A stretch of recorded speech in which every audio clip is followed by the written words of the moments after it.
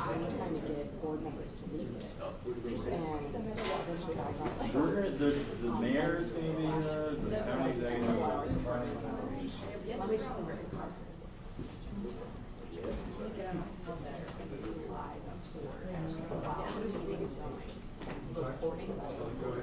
Yeah,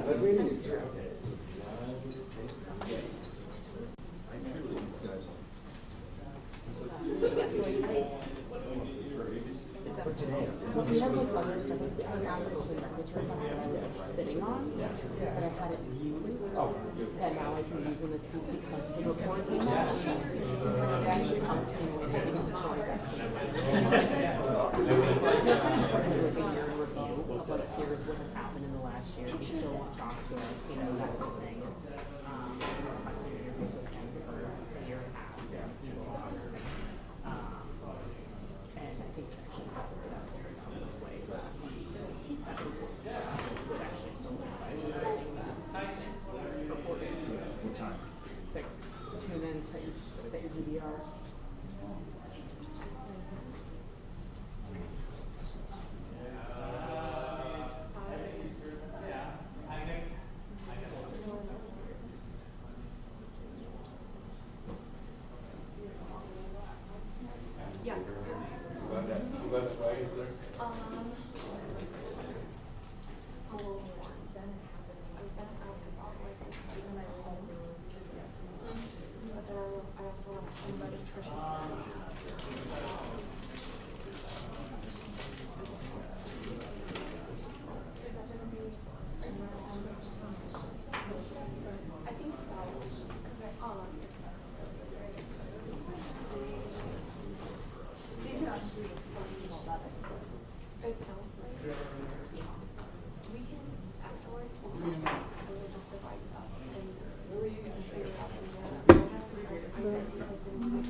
No, I was in a workshop for a court case of an investigation I've been following, and I don't know how many.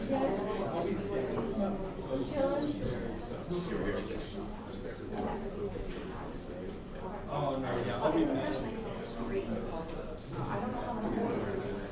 And I wasn't even here.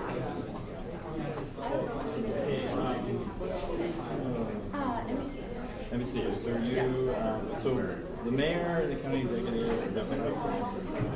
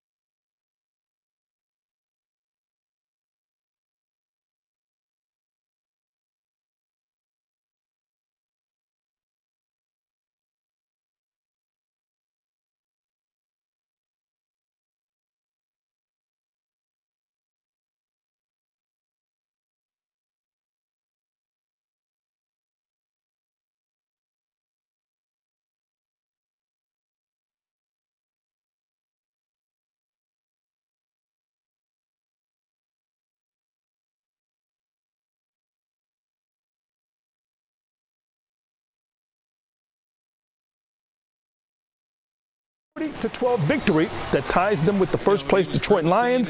A deflated and defeated Caleb Williams as the Bears fall to 4-10 with the losing skid up to 8.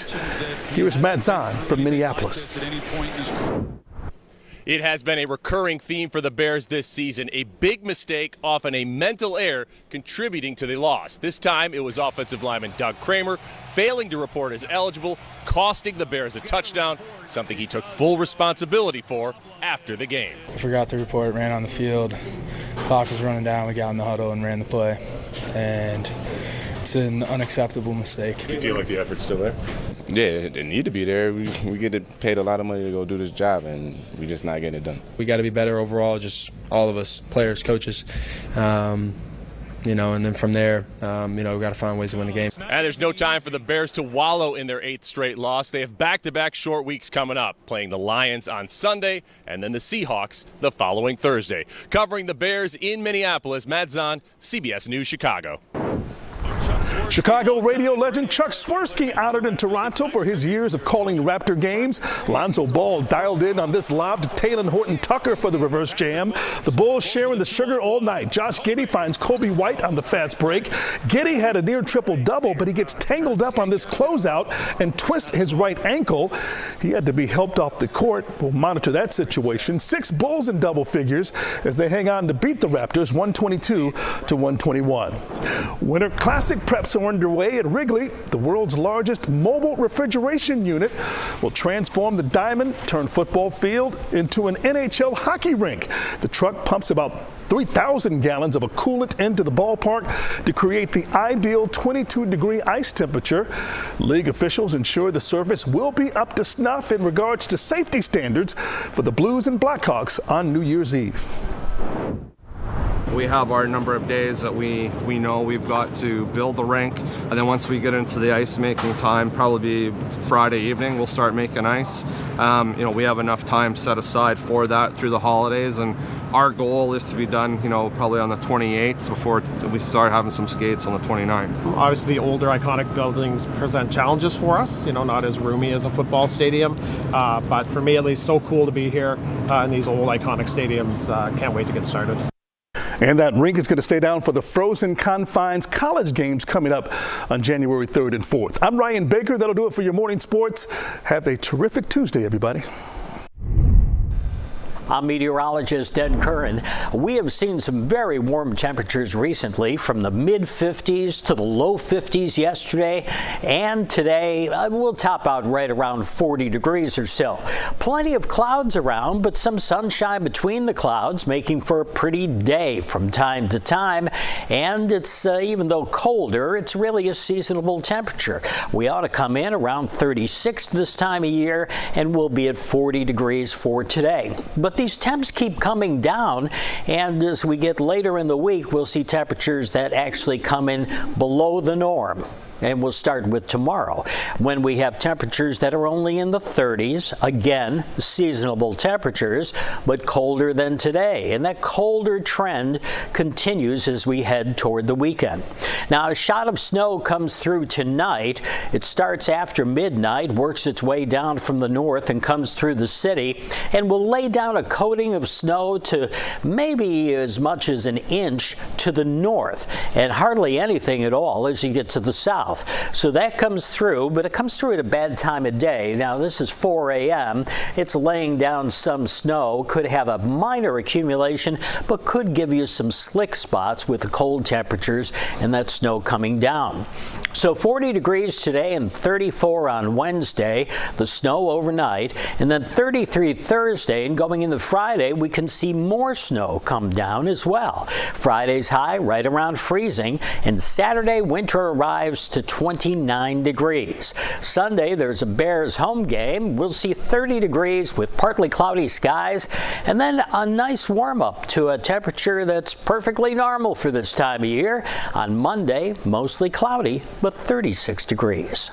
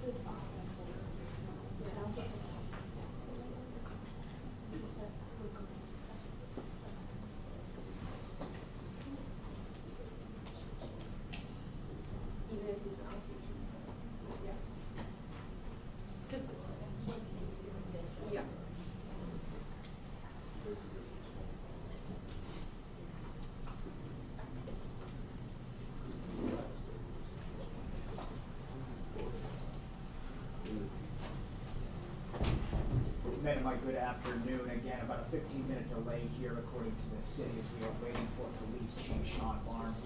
Several other representatives of other organizations, some we saw yesterday, and many more will join today, are already here, including the FBI, the Dane County Executive, the Office of State Safety, the State's Department of Justice, and also the Dane County Sheriff is here as well. So it just shows the partnership that we've seen over the past several days and several hours. It's not supposed to start for 15 minutes. State and local all working together. A lot of unanswered questions here 26 hours after this shooting. That's what the local media has to do.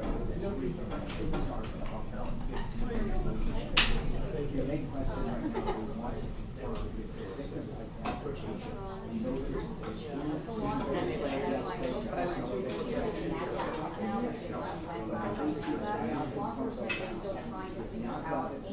channels, and it's something that we are hoping to learn more about what made them special.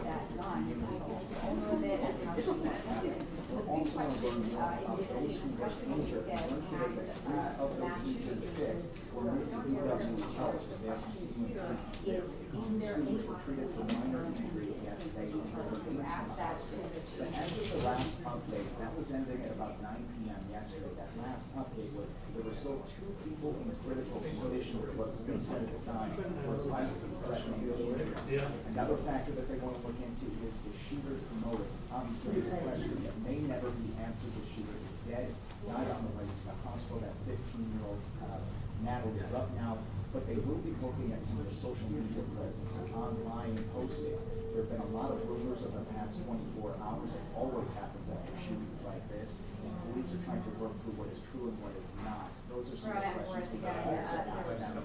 Trying to get to the motive as to why this may have happened. Something that can help with that manifestation is the parents of the shooter. How talking with the father. It happened yesterday. The crews posted up outside the home. It's about 20 minutes northwest of the school. Police takers up around it. Even today, as they continue investigating, they did a search warrant inside and started looking at that home, looking at the shooter's room, and also talking to the family. The only thing we've gotten is that the father has been cooperating with that. So Amanda and Mike, a lot of things that we're going to ask, and we're hoping that starts in about 10 minutes.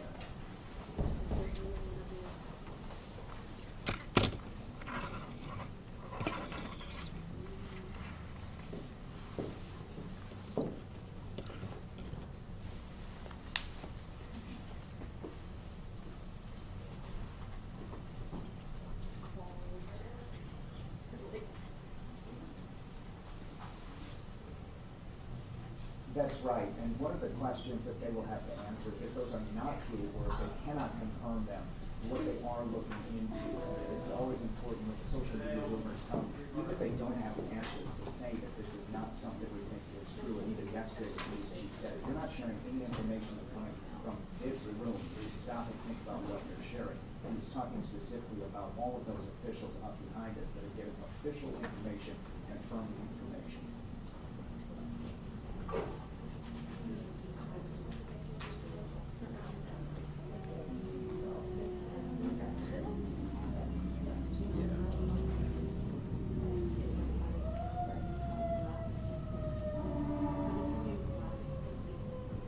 Michigan school shooting several months ago was a big one because it started talking about culpability for parents and accountability for those who may have allowed access by negligence or intent to have someone giving access to a gun. So that's something that they are going to be looking into as well. The police chief yesterday talked about ATF and federal agencies that will help them look into how this shooter got access to the handgun. It was something that they did not know at the time yesterday, or at least did not share with us. Today we hope to have more answers as well. And as to your question, Amanda, their father is either at home at a police station or elsewhere, but we have not seen or heard from him publicly so far. We do not know what he has told authorities yet.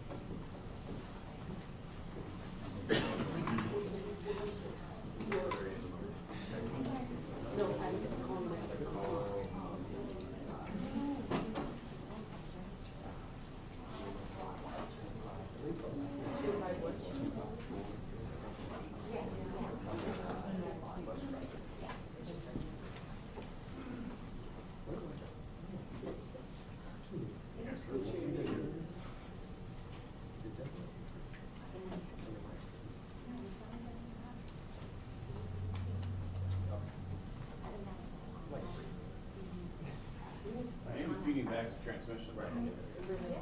I am, yes. I'm not really into my camera on a Payback's transmission. And they're absolutely justified. That's why. Because it must have never was here somewhere. So, I don't know. Sick is telling me that's crazy. NBC's all right. They're second in network feed too. So, whatever.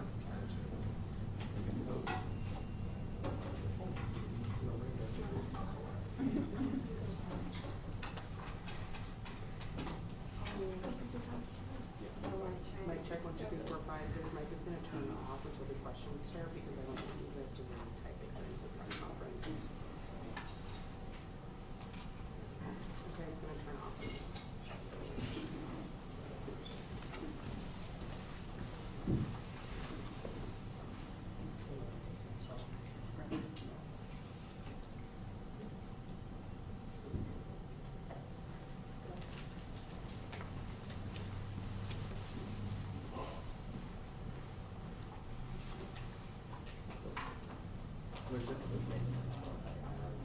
She said stay and stand by. But not that one. Not that one.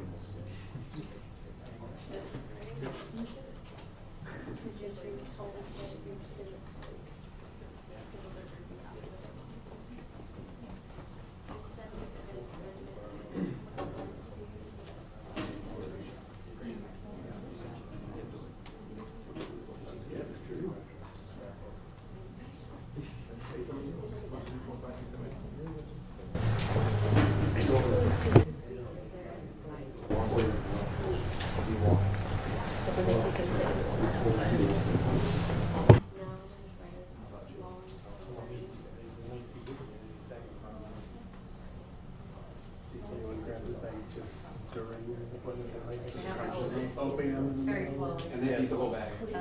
Yeah. Wait your mouth open. Do it on a hotline. Perfectly well. Yeah.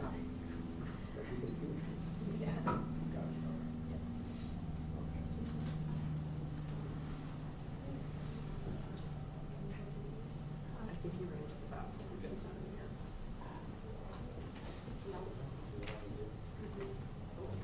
Do you hear them?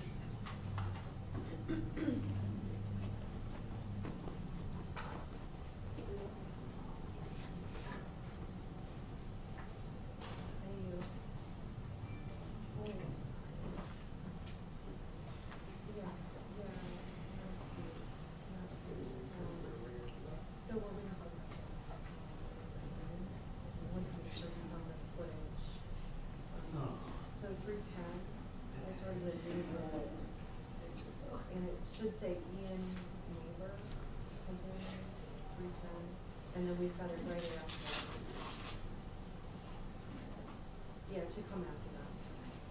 And if you need it refed, we can do it after. Okay. Okay.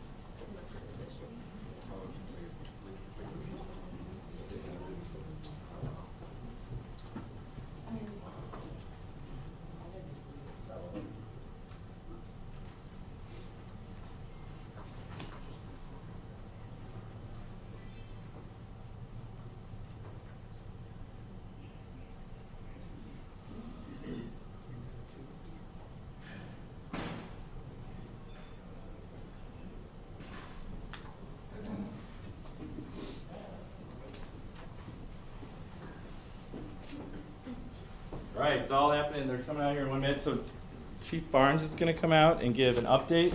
He has to go meet with the 19 officers that, were involved in the incident. So he's getting out of here, but the mayor's going to speak, and then the county executive, and then we'll be going down the list and taking questions. Chief Barrett with the county, or Sheriff Barrett will be here with the county. We'll also have Barbara Weirs from the school. So just so everybody knows what's happening. Will the police be taking questions? He will not be taking questions. Can I ask why? No, he doesn't want to. I don't know. But everyone else is taking questions, including the Yes, sheriff? correct. Okay.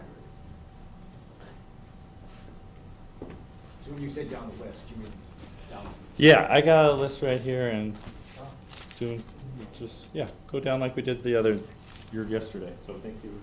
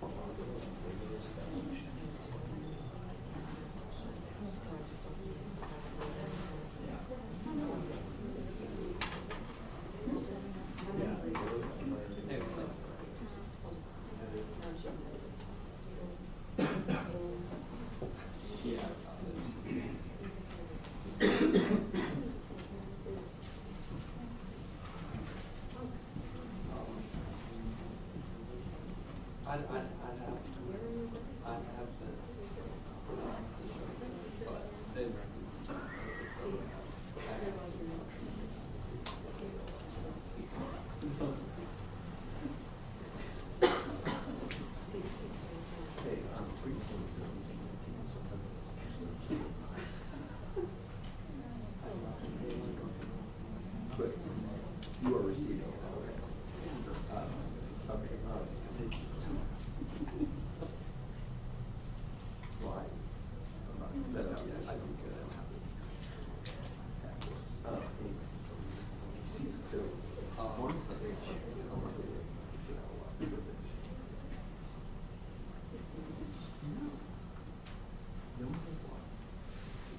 We're sitting here waiting for them to come in. They don't know what told us for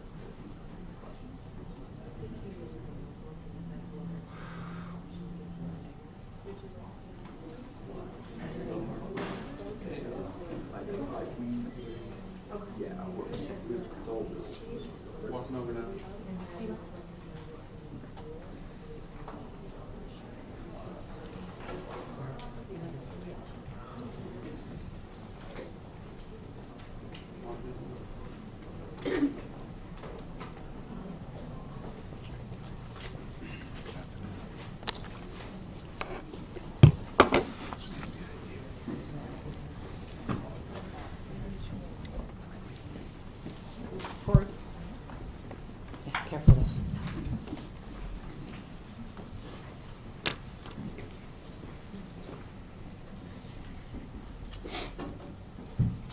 Good afternoon, everyone. Good afternoon, everyone. Good afternoon. Thank you for coming. Thank you for being here today. We'll be providing an additional update as we have moved now into the investigation phase of this tragic incident. I'll be making some prepared remarks and will not be taking questions.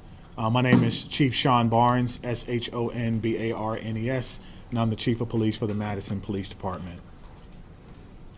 The past 24 hours have been a flurry of emotion, sadness, anger, disappointment, grief for the Madison community. We were brought together by a tragedy, and today 3 families woke up this morning to a world without a loved one. And that can never be outdone.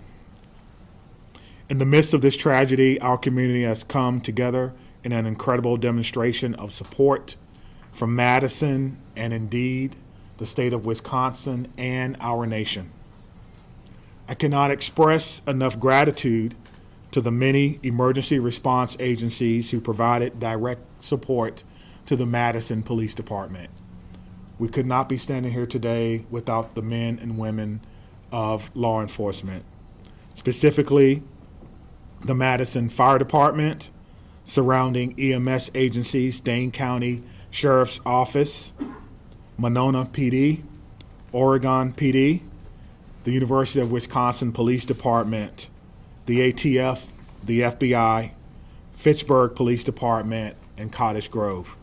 A special thank you from me to all of these agencies. Thank you so much. These agencies and many others responded to the scene and/or took calls for service within the city of Madison to allow us to focus on this tragic incident.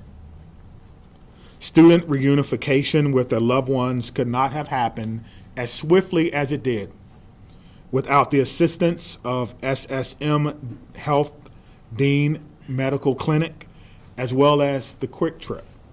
Additionally, many people worked well into the night and supported local restaurants and community who came together and provided food and other logistical support for our team.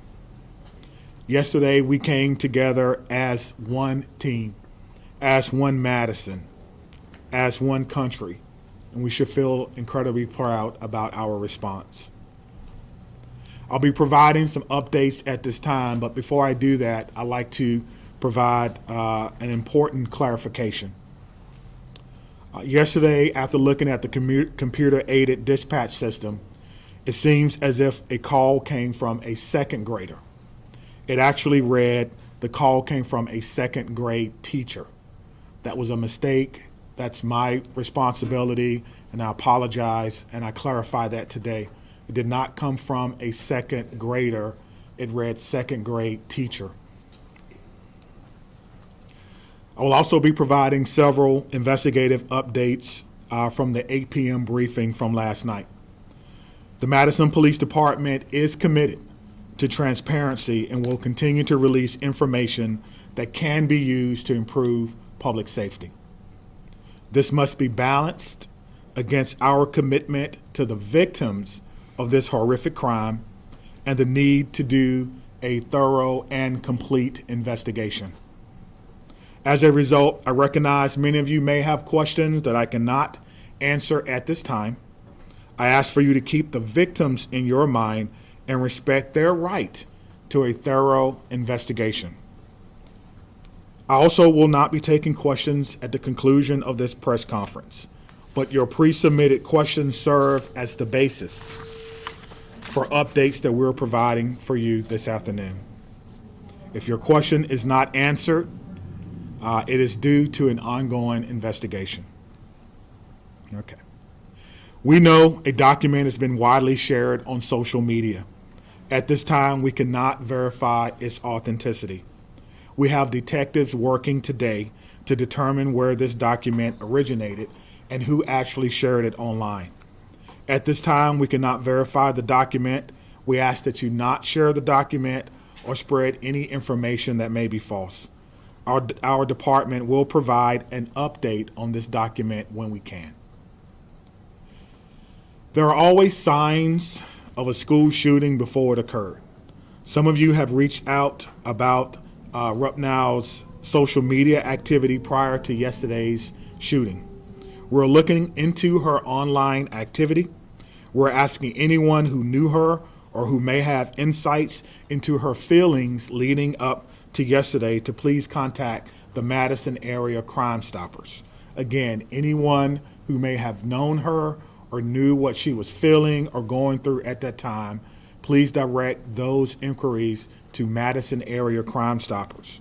That number is 608-266-6014 or at P3 Tips. P3 Tips. We will not be releasing specifics about these social media accounts at this time.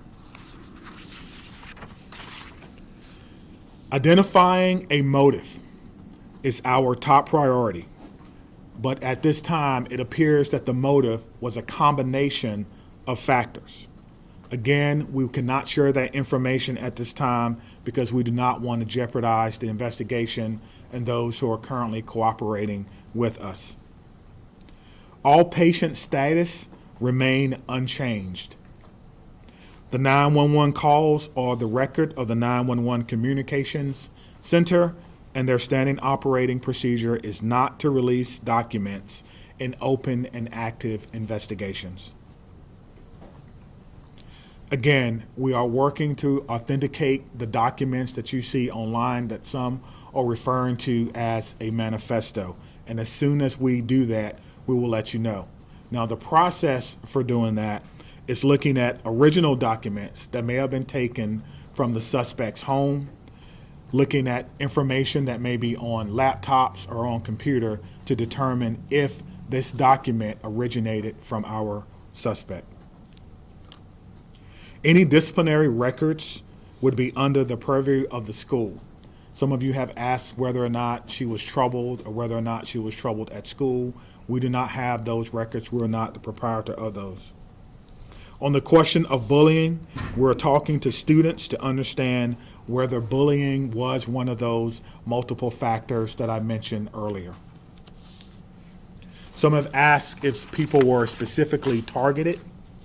Everyone was targeted in this incident, and everyone was put in equal danger. Today, numerous MMSD schools were targeted by false threats, often known as swatting. We're working closely with the Madison Metropolitan School District to determine where these originated and to investigate this call. We do not believe that there are any current threats to any Madison area schools, and will continue to investigate these calls and any threats of violence as they come in. Let me be clear on this point. Making false threats is a crime, and we are working with the district attorneys to prosecute these crimes as information is gathered. And if we have to do that, we certainly will. I encourage all parents, all family members to talk to your loved ones about this. We will determine where they originated. We'll use federal partners if we have to and levy those charges as well. As we continue to investigate what happened yesterday, we're keeping the victims and their families in the front of our minds. We want to thank the countless people and organizations who've reached out to support them, as well as the Dane County Victim Witness Unit and the Dane County Emergency Management, who provided direct support to the families. To the Abundant Life Christian Academy, this is a hurting and haunting situation, and the many survivors will need our continued support, and we pledge to give them that in the days, months, and even years ahead. As a community, we must not allow violence or any act of violence to define us. We refuse to allow hate or destruction to win in this city, but rather we will honor our survivors, our victims through love, support, and the Madison way. Please continue to take care of yourself and take care of each other. At this time, we have several officers who are working today, who was working yesterday. They were given the opportunity to stay home on what we commonly refer to as an administrative day. They were offered peer support, emergency assistance program through our city. But those officers chose to come to work today and serve their community. So at the end of my remarks, I'm going to find each and every one of them and personally shake their hand and thank them on behalf of a grateful city, and a grateful administration, and a grateful department and profession for their act of selfless public service. Thank you. Mayor. Thank you, Chief.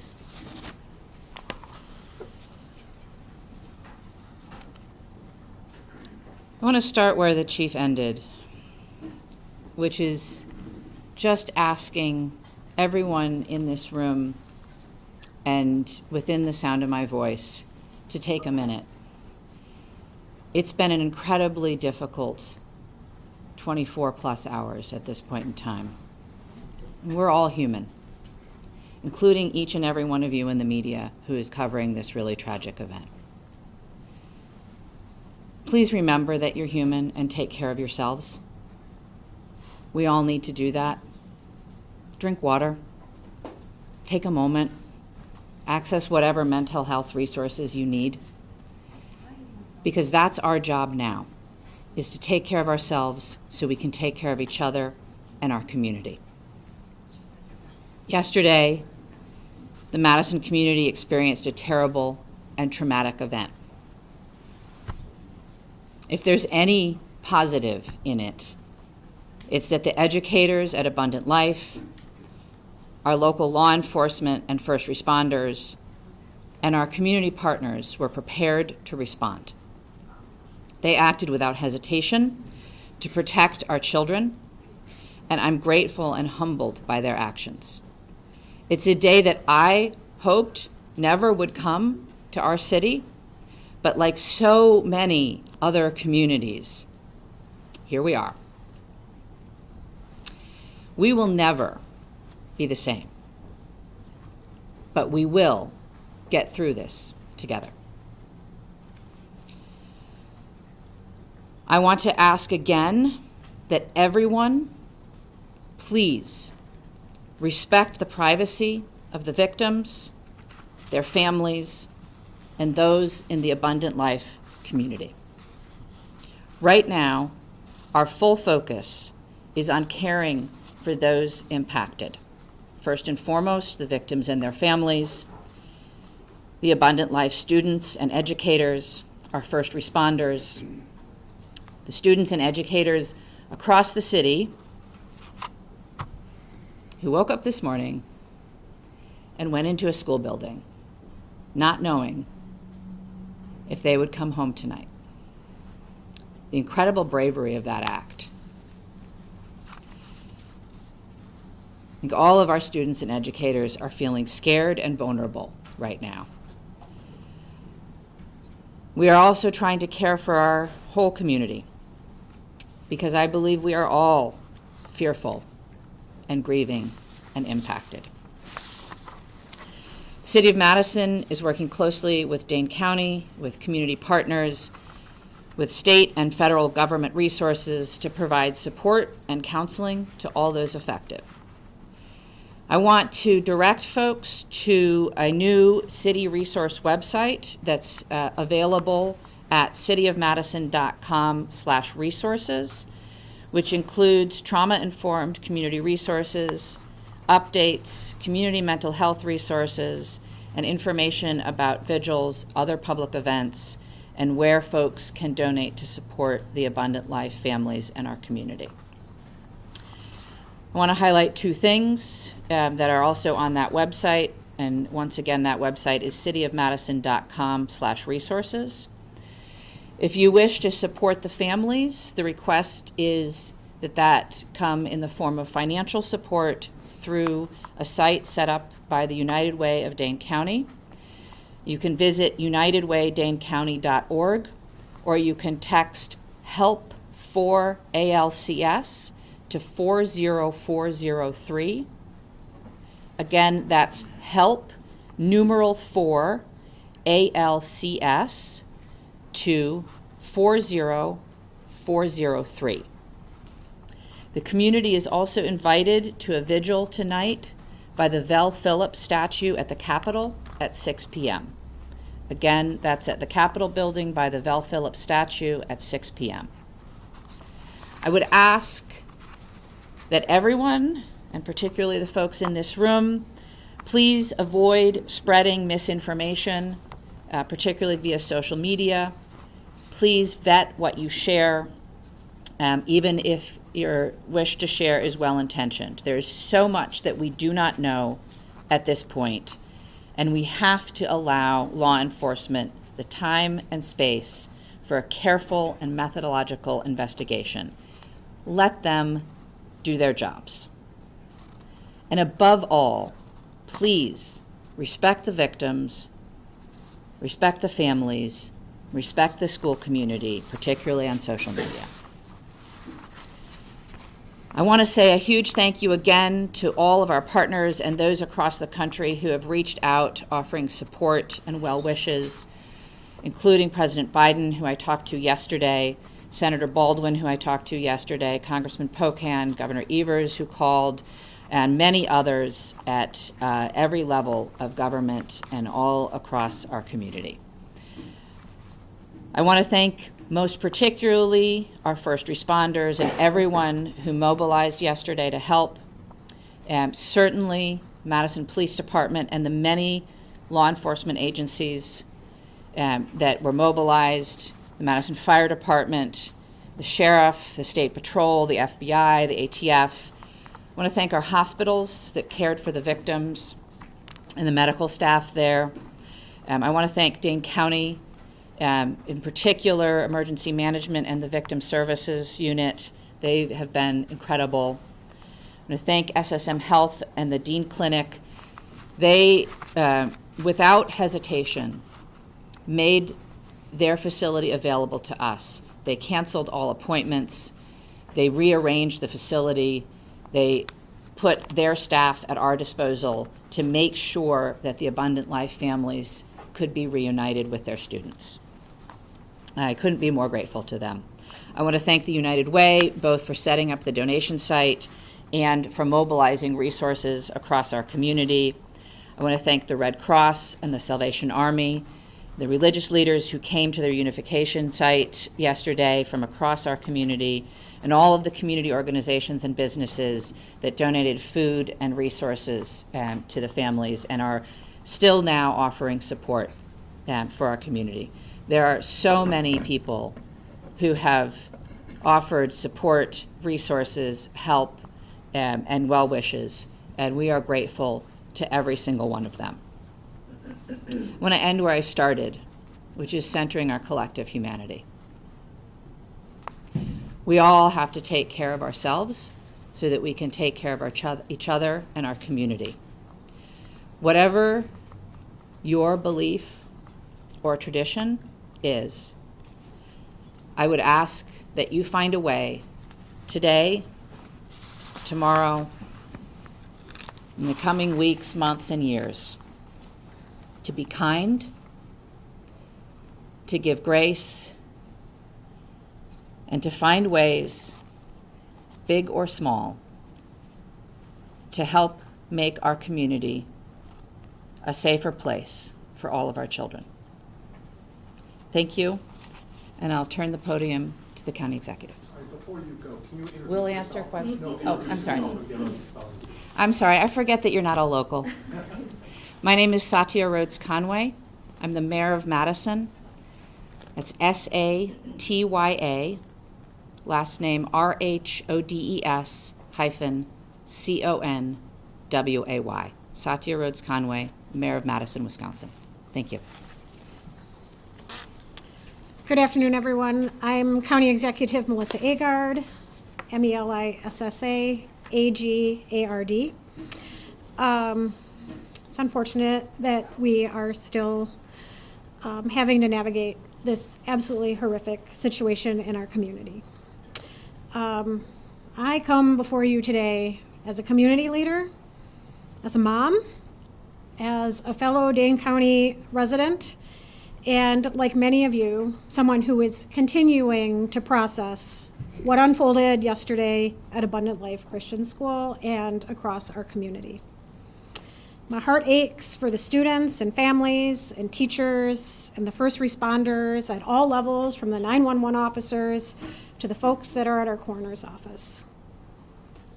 Every single one of us has been impacted in an unimaginable reality by this situation. Our kids, my kids, teachers across our community, and in fact across our nation, had to wake up and go to school today, and that was an act of bravery. Parents dropping their children off at after what we witnessed yesterday took an act of bravery and a belief in our community. And that's a bravery we should not have to put on the shoulders of our children and our families in our community. Let me be clear. These everyday actions that we have all experienced over the last 24 plus hours should not require bravery. They should be routine and joyful, especially at the end of a year, wrapping up a semester. Our kids should be laughing and learning and thinking about pajama day as they're heading into the holiday season. But right now, that's not the case. And right now, it's okay to not feel okay. It's how we move forward. And for some, the weight of this tragedy is overwhelming. I'm sure they're feeling sad and anxious and numb. We've heard that even from our police chief. And for others, they might just be feeling a little bit off, unsettled by the images that our news coverage is delivering to them in the fast-breaking social media world. And it's playing on repeat. And I am grateful for what it is that you all do. But this is impacting people in a different way. And I want you all to know, and people across our community, that their feelings are valid and they are not alone. Seeking support, talking to someone you trust, simply admitting that you're not okay is not a sign of weakness. It's actually a sign of strength. And whether you're feeling hopeless or scared or just not quite yourself, know that there are resources here in Dane County and in our community that will be here and continue to be here to support you in order to help people move forward through the healing process. Believe me, we are in this together. That is the Dane County way. That's what we do best. Through painful conversations and tears and hugs and vigils, we're going to heal. We're not going to be the same, but we're going to heal. Part of that process is setting aside complacency and demanding change. As someone who served 12 years in our legislature and had a front row seat to the inaction of addressing gun violence in our communities, I'm not stepping aside from that mission in my life. There's going to be public debate about the motives and other aspects of this mass shooting. But let us remember this fact. Gun violence is the #1 killer of children in this country. That's a legacy we cannot accept. We cannot accept that. Part of the reason I feel so pained by this tragedy is that mass shootings feel like something that's ominous and hovering, and we're all wondering where and when the next one is going to occur.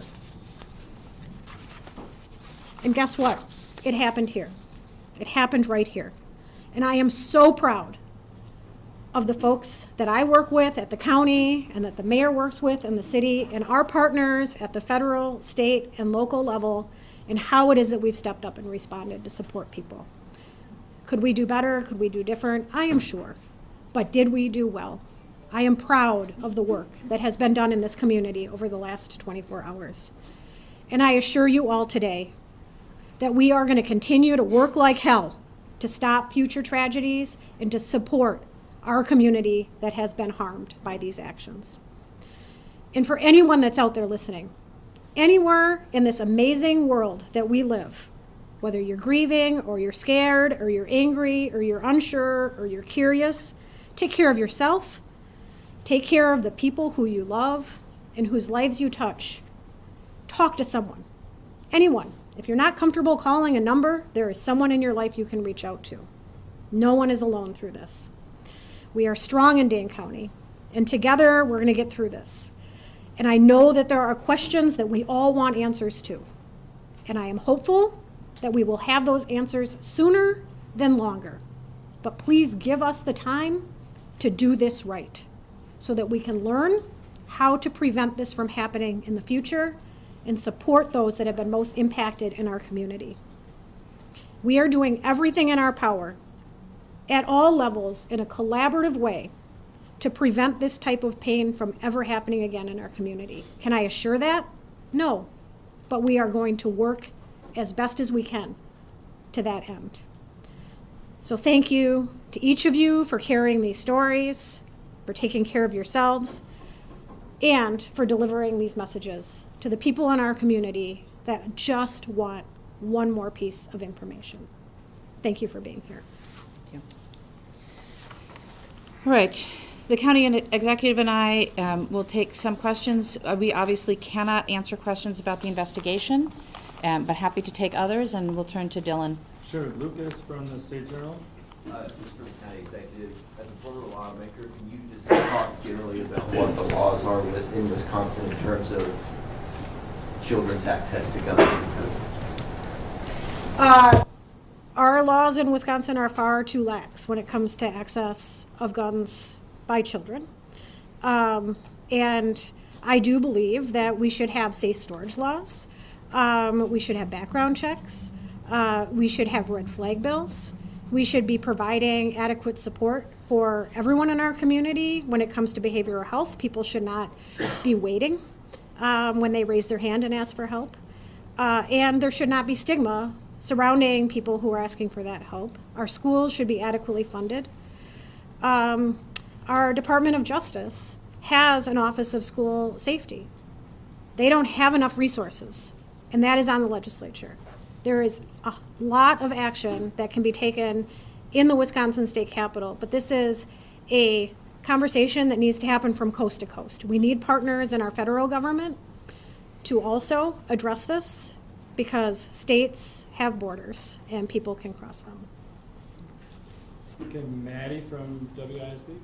As public officials, can you speak to the process of vetting information before sharing it publicly, what that looks like behind the scenes? We try. I think it depends, but we have a process within, obviously, both police and fire have public information officers who work with the principals to gather and vet information and share it out. Similarly, in my office, we have a communications manager who works with us.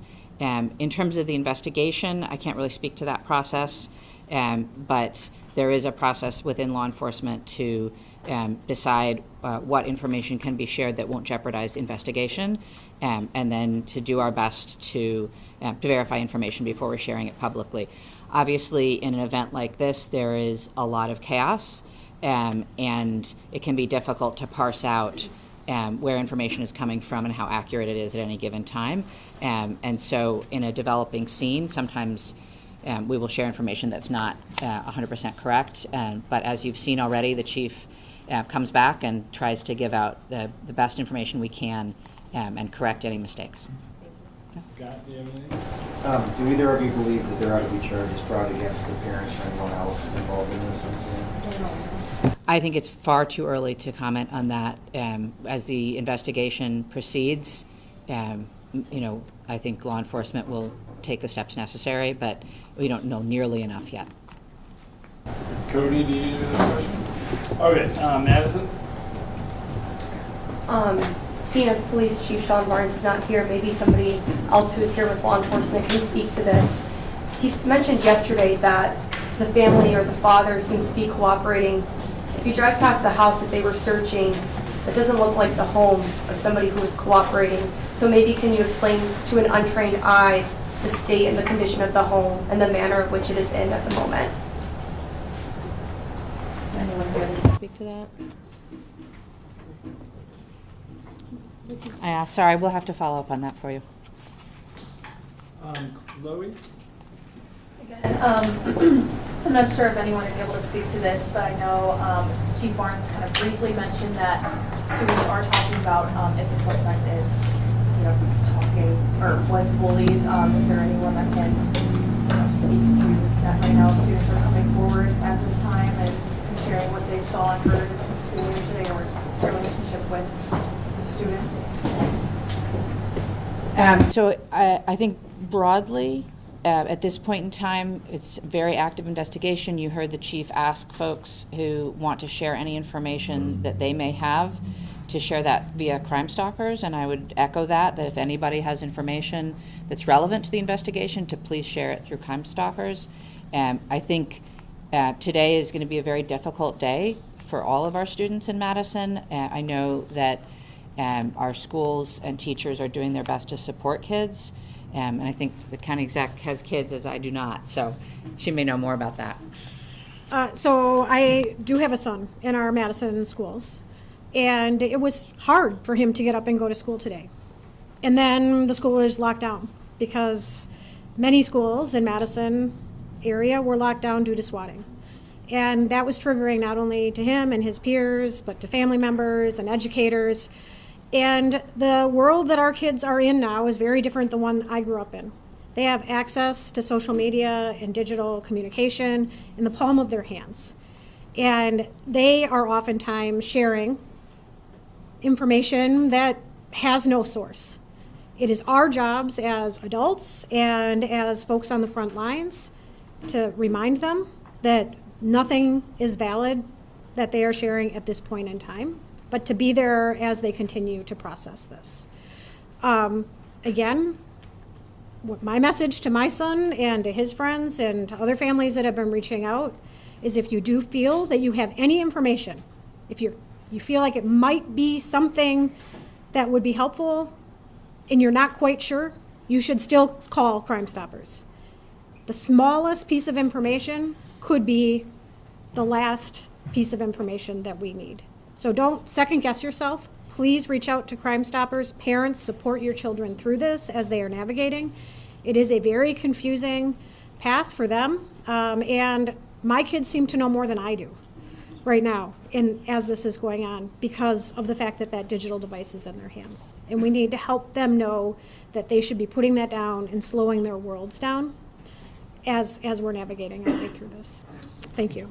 Shon from WRT. I'm sure you've been on the phone continuously and have made hundreds of calls.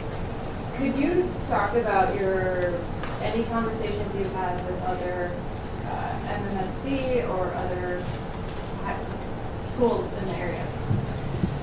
Yeah, I can speak to that. I have been in touch with the superintendent, and my staff have been in touch with his staff. Initially, it was just making sure that everybody had all the same information, and some strategizing collectively about how to make sure that MMSD schools were safe. As the time goes on, you have seen this already, I'm sure, that MMSD is sharing information out with their families about how to support kids.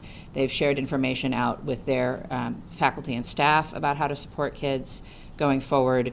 That is something that we will continue to talk about, is how we can support, again, the students who I'm sure are confused, afraid, worried, the parents feeling the same, and of course our educators. That is part of the work going forward. I do also want to just recognize that there are schools, obviously, in our community that are not part of the Madison Metropolitan School District, and we are reaching out to them as well and making sure that they are supported and have the same level of resources. And that support is coming definitely from the state, but also from the county and the city, and will come more as we go forward. Do you want to add anything? Cameron from WBBM-TV. Hi there. Yesterday when you guys briefed us, you told us that staff and students immediately left the building. Some without their cars, some without cooks, all of those things. So could you guys tell us what the status of the building is, and if there is a timeline in place for people to return back? I don't have all of those details, but what I can tell you is that yesterday there was a process of folks leaving the building and then obviously being reunited with their families. The building is a crime scene and will be under investigation for some time to come now. But obviously the police department will work with the school and the leadership at the school to do what they can to make sure that people have access to things that they need. All right, James from WISN. Yeah, my question's for law enforcement and or DOJ. Yesterday it was said, and I want to quote this, there are almost always observable behaviors before something like this happens. And I see Trish nodding her head. Can you share what observable behaviors specifically we see as this investigation unfolds from the suspect in this case? So I think, again, I want to address, because we did receive your question. I'm going to get in front of the microphones. As we mentioned earlier, any questions we can answer about the investigation, we answered in our update, so we cannot take any more follow-up questions about the investigation. Are the observable behaviors in the social media accounts? That was not something that's... So again, it's an ongoing investigation. MPD will share information that they can as they can, but we're not able to speak to the investigation at this point in time. All right, Anna from WPR. Hi, can you speak to the decision to keep MSD and other Dane County school districts open today and whether that's going to change in light of the first call and the involvement? You know, we don't have anyone from the school district here. Yeah. Sorry. Sorry, it's a question for the school district. I can tell you that there are many families that chose not to send their children to school today. It didn't feel like a day that they could go to school and learn. That was a highly personal decision that individual families made. I honor local control. I honor our local governments and our school boards and our superintendents, and they are navigating this best as they can for their communities. All right, David from the Journal-Sentinel.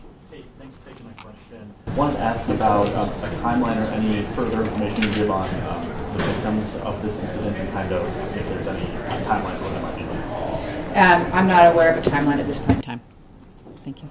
All right, Ian from CBS News. Why didn't the school have a resource officer, and would having one have made a difference? That's a question for Abundant Life. We can't answer that. Would having resource officers, I'm told that Madison doesn't have resource officers in their schools. This is something that could be. So again, that's a decision that's made by the individual schools and school districts, so it's not something that we can speak to. Brianna? Two questions, if I may. One, the police chief made a correction saying that it was actually a second grade teacher who made that 911 call. Have officials been in touch with that teacher? Is there anything you can share about who the teacher is? There's nothing we can share at this point in time. And then, are you able to speak to the general protocols about bullying? How does the school monitor bullying? Do they have protocols in place to monitor how that happens? Again, we don't represent Abundant Life, and so we're not able to answer questions for the school. All right, Shaq.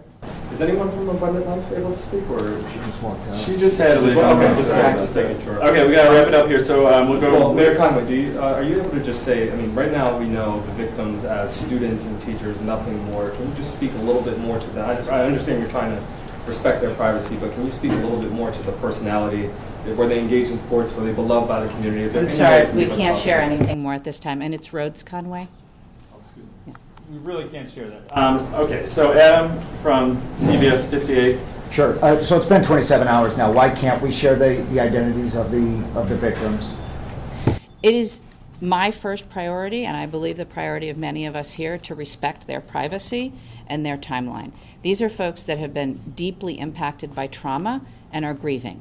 And frankly, I think it should be up to them whether and if they want to share any personal identifying information with anyone at all. But it's not up to me, it's a law enforcement decision, and so when law enforcement feels like that's appropriate, they will share that information. The shooter was named yesterday. Do you know why the victims were not named? No, that's a law enforcement decision. He unfortunately walked out the door, too. Do you know when we'll be able to talk to him? I don't. Adding off that question, I mean, we've been sitting here for the last 27 hours, as Adam mentioned. Why would you guys not have the proper people in place to answer some of these questions?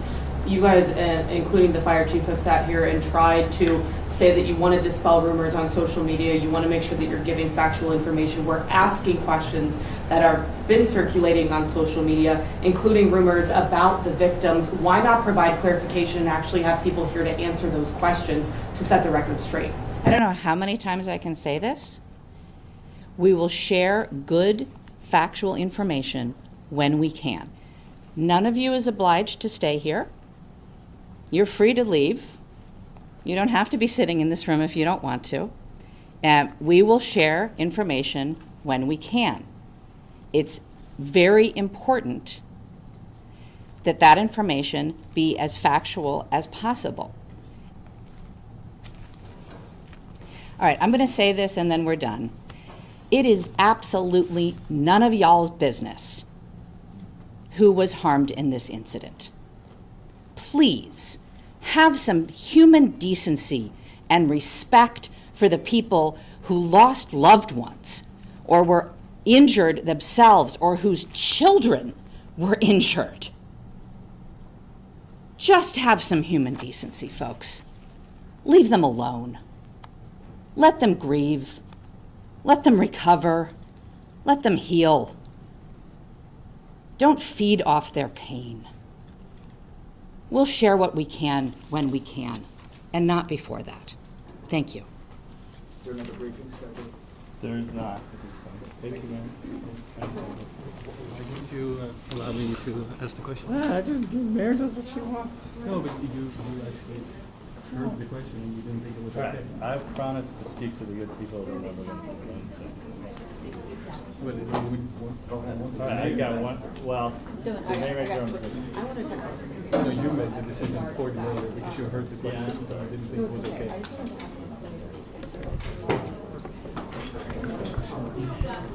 Yeah, I think. Dat probeert. Ja. Ja, toch? Ook dat die interactie, toch? Ja. Ja, dat probeert. Want hij heeft ook iets. Ja.